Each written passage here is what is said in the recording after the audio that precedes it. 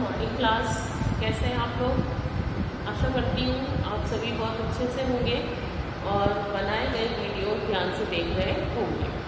तो हम आज की क्लास शुरू करते हैं। इसके अंदर हम अध्याय 2 था राजनीतिक संस्कृति। ये हम पढ़ चुके थे, राजनीतिक संस्कृति के प्रकार। थोड़ा सा हम इसको रिवाइज करेंगे और आज इस लेसन को समाप्त करेंगे। तो देखिए, इसके अंदर प्रकार दो प्रकार के बताए गए थे। इसमें था अभिजन संस्कृति और जनसाधारण की संस्कृति। उसके बाद जो था आमंड के अनुसार राजनीतिक संस्कृति को जो था 4 भागों में बांटा गया था। इसके अंतर्गत पहला था अंग्रेज अमेरिकी राजनीतिक व्यवस्था, जो कि ब्रिटेन और अमेरिका में। दूसरा था महाद्वीपीय यूरोपीय राजनीतिक व्यवस्था। तीसरा था गैर पश्चिमी और पूर्व औद्योगिक राजनीतिक व्यवस्था। और चौथा था सर्वाधिकारवादी राजनीतिक व्यवस्था। तो यहाँ तक हमने पढ़ लिया था। इसके आगे का टॉपिक हम अब करते हैं कि क्या पूछा गया है इसके अंदर। तो देखिए, आगे का जो टॉपिक है हमारा वो है राजनीतिक संस्कृति और राजनीतिक समाजीकरण।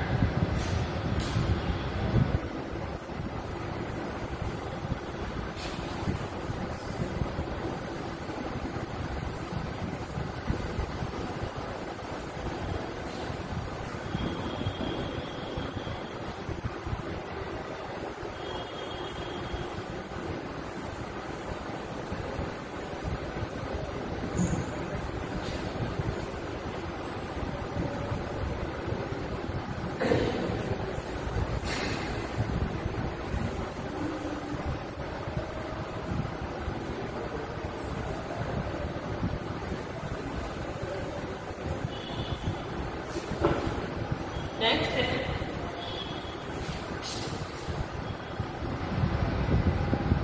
राजनीतिक संस्कृति और राजनीतिक समाजीकरण।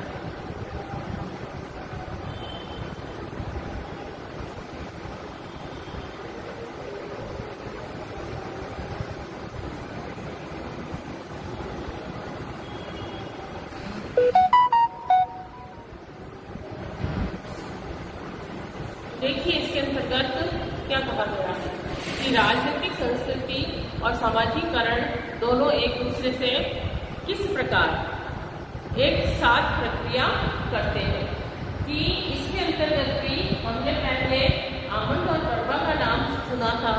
यहाँ पर भी राजनीतिक संस्कृति और समाजीकरण को आपस में एक दूसरे से जोड़ने के बारे में जो बात की है वह भी किसने की है? आमंड और वर्मा ने की है। तो इसको समझाते हुए आमंड और वर्मा कहते हैं, क्या कहते हैं भाई? आमंड और वर्मा के अनुसार राजनीति और संस्कृतिकरण में राजनीति, संस्कृति और राजनीतिक समाजीकरण क्या है भाई? उन्होंने इसे एक इस प्रकार की प्रक्रिया बताया है जिसके द्वारा राजनीतिक संस्कृति का जो राजनीतिक संस्कृति को स्थापित किया जा सके।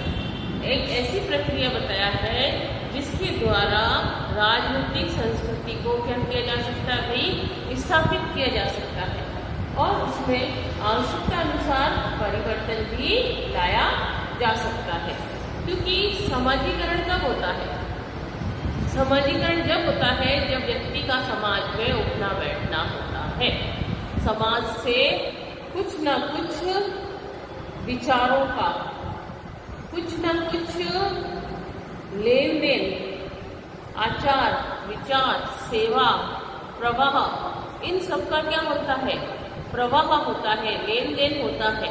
तब क्या होता है भाई? समाज में व्यक्ति का समाजीकरण होता है।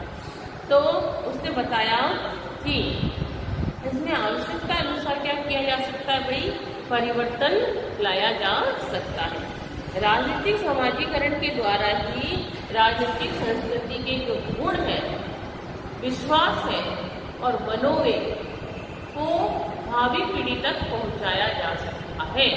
तीनों को मानवीय राजनीतिक संस्कृति के अंतर्गत जितने भी गुण हैं, इसके अंतर्गत विश्वास व मानवीयकरण, इन तीनों को क्या किया जा सकता है भाई भावी पीढ़ी में, है ना। और साथ ही साथ मानवीयकरण, मनोवेग,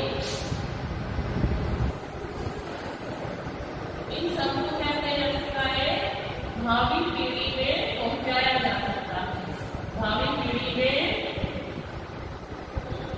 ट्रांसफर किया जा सकता है, पहुंचाना, भावी पीढ़ी में पहुंचाना क्या कहलाता है, सामाजिकरण कहलाता है। इसके अंतर्गत ये भी बताया गया है कि ये जो प्रक्रिया है, इस प्रक्रिया के अंतर्गत कई अभिकरण हैं, जैसे व्यक्ति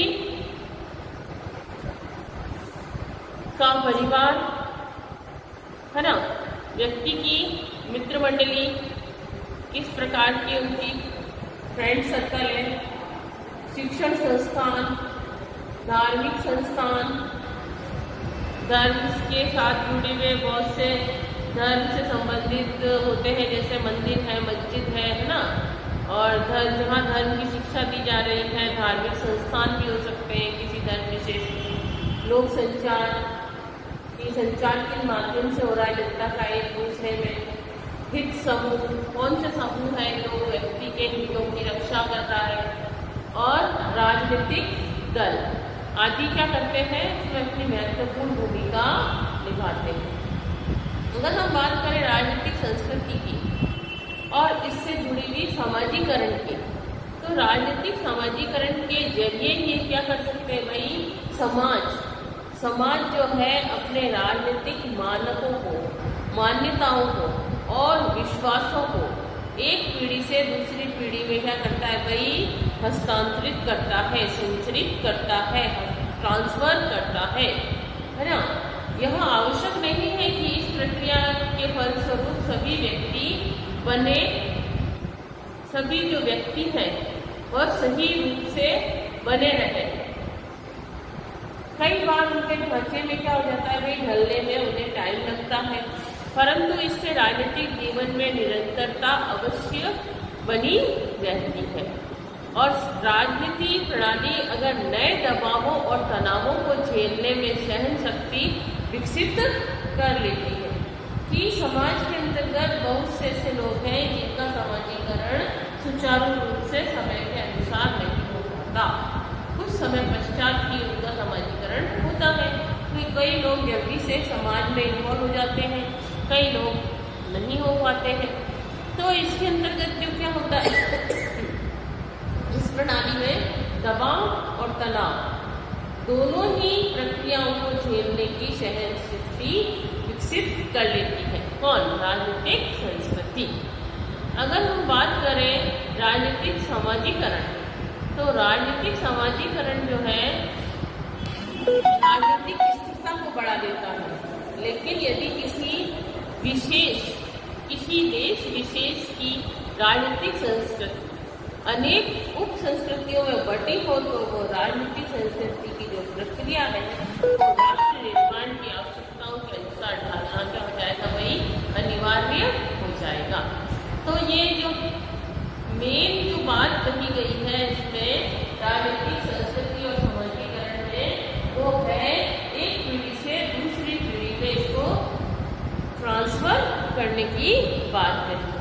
अब जो हमारा नेक्स्ट टॉपिक है पॉइंट इसके अंतर्गत, वो है राजनीतिक संस्कृति का महत्व, कि राजनीतिक संस्कृति का क्या महत्व हो सकता है।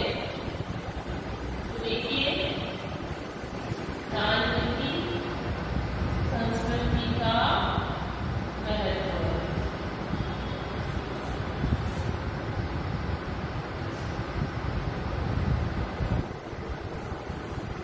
इसके अंतर्गत कहा गया है कि राजनीतिक संस्कृति जो है उसका आज के जीवन में क्या महत्व है। तो इसमें भी आमंड और बर्बा आदि जो विचारक हैं, विद्वान हैं, इन्होंने इस उपागम को विकसित किया है और इन्होंने कहा कि राजनीतिक विज्ञान के जो क्षेत्र है, इस क्षेत्र में जब से राजनीतिक संस्कृति का क्या किया गया भाई, अध्ययन की शुरुआत हुई है, तब से ही राजनीतिक प्रणाली और संवैधानिक प्रणाली की स्थिरता और अस्थिरता के कारणों पर विशेष ध्यान दिया गया है। इसके अंतर्गत राजनीतिक संस्कृति का अध्ययन किया गया और इसकी स्थिरता,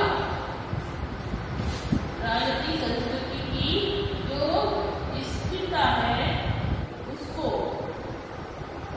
वह अस्थिरता, इन दोनों ही कारणों पर ध्यान दिया गया है कि किस कारण से राजनीतिक संस्कृति में स्थिरता आएगी और किन कारणों से नहीं आएगी। वर्तमान समय में इसके महत्व को बिल्कुल अनदेखा नहीं किया जा सकता, इसीलिए इसके निम्न लाभ जो है वो सामने आ रहे हैं उभर के। इसके अंतर्गत राजनीतिक संस्कृति की अवधारणा के फलस्वरूप ऐसे बहुत से अध्ययनकर्ता हुए जिन्होंने इनके ऊपर अध्ययन किया और इसका केंद्र बिंदु जो है वो किसे बताया है। केंद्र बिंदु औपचारिक संस्थान न रहकर राजनीतिक समाज बन गया है। इसका जो केंद्र बिंदु है वह राजनीतिक संस्थाएं नहीं रहकर समाज बन गया है। अब जो समाज, मेन जो समाज है वह राजनीतिक संस्कृति को क्या करता है भाई, स्पष्ट करता है, समझाता है। और इसके अंतर्गत इसकी जो दूसरा पहलू है, जो दूसरी अवधारणा है, इस अवधारणा के अंतर्गत राजनीतिक शास्त्रीय, जितने भी राजनीतिक शास्त्री हैं, उन्होंने राजनीतिक क्रियाओं का अध्ययन जो है सामाजिक और सांस्कृतिक तत्वों के लिए विवश करके राजनीतिक शास्त्र को विकसित किया है, इसका विकास किया है। और तीसरी अवधारणा के अंतर्गत इसका अध्ययन जो है वह विवेकता लाने के लिए किया गया है कि ज्यादा से ज्यादा लोगों के अंतर्गत विवेकशीलता विकसित हो, इसलिए इसका विकास किया गया है। और विवेकता लाने के लिए आगे प्रयत्न भी लगातार किए जा रहे हैं। चौथा जो इसमें है राजनीतिक संस्कृति के उपागम है, में यह बताने का प्रयास किया गया है कि क्यों विभिन्न राजनीतिक समाज विभिन्न प्रकार की दिशाएं ग्रहण करते हैं। अंत में इस उपागम में राजनीतिक शास्त्र सूक्ष्म और व्यष्टि उपागमों के मिलन के माध्यम से एक संपन्न समाज शास्त्र बन गया है।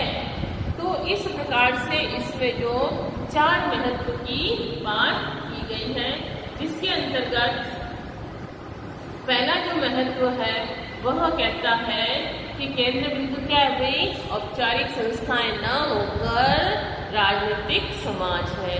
दूसरा इसने कहा है राजनीतिक शास्त्रियों ने कि राजनीतिक क्रियाओं का अध्ययन किस पे हो गई, सामाजिक और सांस्कृतिक तत्वों के लिए किया गया है। सामाजिक शास्त्रियों जो राजनीतिक शास्त्री हैं और सामाजिक क्रियाओं का अध्ययन सामाजिक और सांस्कृतिक तत्वों के विवश करके इसका अध्ययन किया गया है, इसका विकास किया गया है। तीसरा इसमें कहा गया है कि विवेकता लाने का इसमें बिल्कुल बहुत ज्यादा प्रयत्न किया गया है। और चौथा जो कह रहा है वो कह रहा है राजनीतिक संस्कृति को क्या बनाने का प्रयास किया गया भाई, उपागम बनाने का प्रयास किया गया है। तो इन 4 पॉइंट के अंतर्गत इसके महत्व को बताया गया है। अब लास्ट जो है वो है निष्कर्ष। तो हम निष्कर्ष के आधार पर ये कह सकते हैं इस लेसन को पूरा पढ़ने के बाद कि राजनीतिक संस्कृति जो है इसका तुलनात्मक राजनीतिक संस्थाओं के लिए अत्यंत महत्वपूर्ण विचारधारा है। अगर हम इसका तुलनात्मक अध्ययन करें तो हम पाएंगे कि राजनीतिक संस्कृति एक महत्वपूर्ण क्या है भाई, विचारधारा है। और जब से आमंड और बर्बा ने राजनीतिक संस्कृति की संकल्पना प्रस्तुत की है, तब से ही इसको और बिना दृष्टि डाले किसी भी देश की राजनीति या तुलनात्मक राजनीति का अध्ययन नहीं किया जा सकता है। तो ये था हमारा चैप्टर राजनीतिक संस्कृति। आशा करती हूँ आपको ये लेसन अच्छे से समझ में आया होगा। अब इसके महत्वपूर्ण बिंदु पे थोड़ा ध्यान दीजिए। महत्वपूर्ण बिंदु के अंतर्गत देखिए, पहला महत्वपूर्ण बिंदु कह रहा है कि राजनीतिक संस्कृति वह अवधारणा है जो राजनीति के प्रति लोगों की धारणाओं व अभिवृत्तियों का नाम है। किसका नाम है भाई?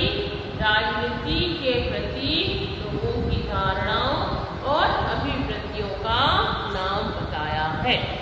दूसरा इसके अंतर्गत क्या है कि राजनीतिक संस्कृति की जो प्रमुख विचारक हैं, हमने पढ़ा था भाई, सिडनी बर्बा, आमंड पावेल, है ना, एलन बॉल, हिंज लोआस और लुसियन पाई। ये सब क्या है भाई? राजनीतिक संस्कृति के प्रमुख विचारक हैं। तीसरा इसमें पॉइंट था, आमंड जो थे, इन्होंने 4 प्रकार की राजनीतिक संस्कृति को विभाजित किया था। अभी हमने लेसन शुरू करने से पहले भी इसका रिवाइज किया था भाई। इसके अंतर्गत आमंड ने एंग्लो अमेरिकी राजनीतिक व्यवस्था को बताया है। दूसरा था महाद्वीपीय यूरोपीय राजनीतिक व्यवस्था को और गैर पश्चिमी जो भी है अथवा गैर पश्चिमी अथवा पूर्व औद्योगिक राजनीतिक व्यवस्था, और जो चौथा था वह था सर्वाधिकारवादी राजनीतिक व्यवस्था को स्पष्ट रूप से समझाया व बताया। अब देखिए, ये हो गया भाई लेसन, हो गया महत्वपूर्ण बिंदु हो गए। अब हम थोड़ा इसके क्वेश्चन आंसर को देखें। तो देखिए, पहला क्वेश्चन जो है वह कह रहा है, भारत और पाकिस्तान की राजनीतिक व्यवस्थाओं में क्या अंतर का जो मुख्य कारण है वो क्या है? भारत और पाकिस्तान की राजनीतिक व्यवस्थाओं में अंतर का मुख्य कारण है। तो इसका पहले प्रश्न का आंसर हो जाएगा भाई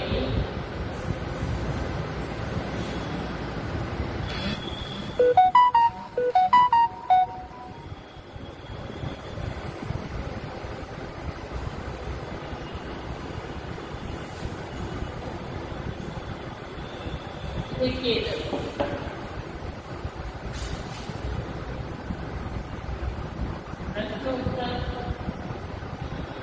पहला प्रश्न का आंसर है कि राजनीतिक संस्कृति व राजनीतिक संस्कृति भारत और पाकिस्तान के बीच जो मुख्य कारण पूछा है ना, राजनीतिक व्यवस्थाओं का मुख्य कारण जो पूछा है उसका हो जाएगा राजनीतिक संस्कृति। दूसरा प्रश्न है इसमें, एलन बॉल की राजनीतिक संस्कृति पर आधारित पुस्तक का नाम बताइए। तो एलन बॉल ने जो पुस्तक लिखी है उसका नाम है आधुनिक राजनीति और सरकार। दूसरे प्रश्न का हो जाएगा आंसर राजनीति और सरकार।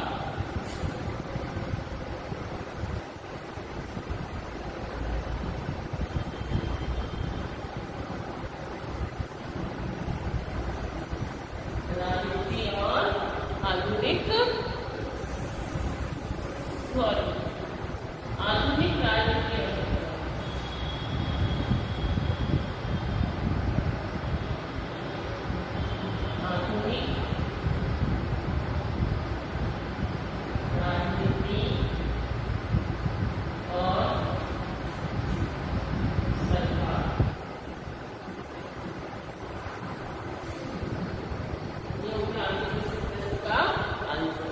तीसरा प्रश्न है, इनमें से कौन राजनीतिक संस्कृति का निर्धारक तत्व नहीं है?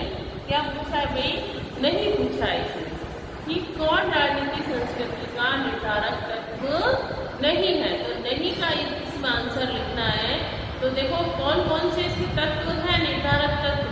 तो इसके निर्धारक तत्व इतिहास है, सामाजिक आर्थिक परिवेश है, भौगोलिक परिस्थितियां है, ये 3 जो पॉइंट है वो तो इसके निर्धारक तत्वों में शामिल है, परंतु इसने हमसे पूछा क्या है कि निर्धारक तत्व नहीं है, तो इसका आंसर हो जाएगा लोगों की वेशभूषा।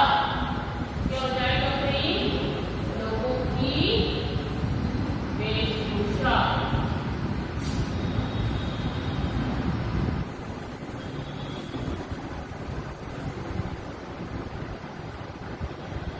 लोगों की वेशभूषा। ये हो गए भाई MCQ बहुचयनात्मक प्रश्न। तो नेक्स्ट है अति लघुत्रात्मक प्रश्न। तो देखिए पहला प्रश्न पूछा है राजनीतिक संस्कृति के 2 प्रकार बताइए। तो हमने 2 प्रकार भी पढ़े थे, है ना, अभी रिवाइज किया था जब भी देखा था। पहला है अभिजन की संस्कृति,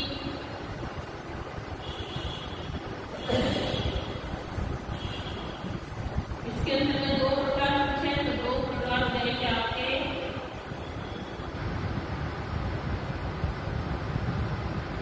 अभिजन संस्कृति और दूसरा जाएगा जनसाधारण की संस्कृति।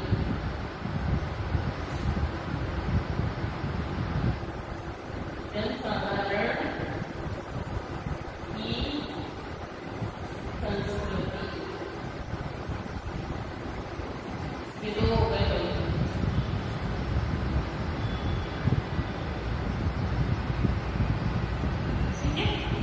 नेक्स्ट है राजनीतिक संस्कृति के मुख्य विचारक कौन कौन से हैं।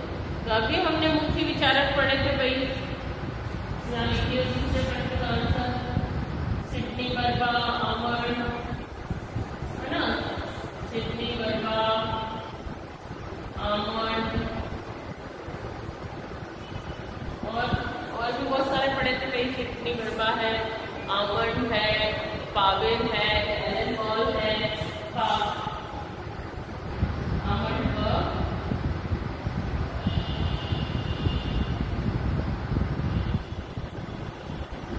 पावेल, एलन बॉल, ये सब क्या है? ये सब जो है राजनीतिक संस्कृति के विचारक हैं। अमन वर्मा, है ना, और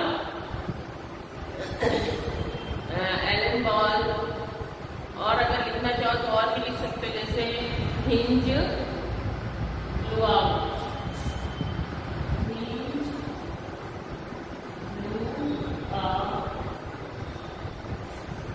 hinge luau,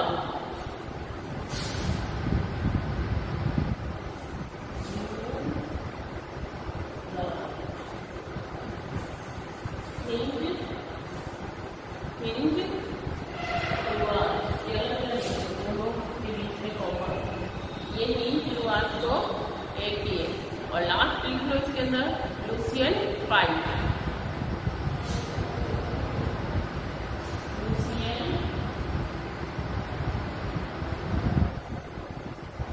pipe, Lucian pipe. ये हो गया भाई इसके प्रमुख विचार। अब जो क्वेश्चन है नेक्स्ट, इसकी परिभाषा पूछिए। आमंड और पावेल ने जो राजनीतिक संस्कृति की परिभाषा दी है उसे समझाइए। तो हमने शुरू में जब चैप्टर पढ़ा था तो देखा था कि क्या परिभाषा उसने दी है, वहीं से आपको ये लिखनी है। और फिर राजनीतिक लघुत्रात्मक प्रश्न में अगर हम आए तो देखेंगे कि राजनीतिक संस्कृति क्या है, फिर राजनीतिक संस्कृति के निर्धारक तत्व हमने भी पढ़े ही थे। अभिजात की संस्कृति को स्पष्ट कीजिए और राजनीतिक संस्कृति को परिभाषित करते हुए वर्तमान देश की संस्कृति के को विवेचन करना है। तो ये हमारा था चैप्टर जो कि कंप्लीट हो चुका है। नेक्स्ट हम चैप्टर पढ़ेंगे राजनीतिक सहभागिता। तो यहाँ तक आपको समझ में आया होगा आशा करती हूँ, और आप भी आप टाइम पे कर लेंगे। तो यहाँ पर ये लेसन खत्म होता है। Thank you class.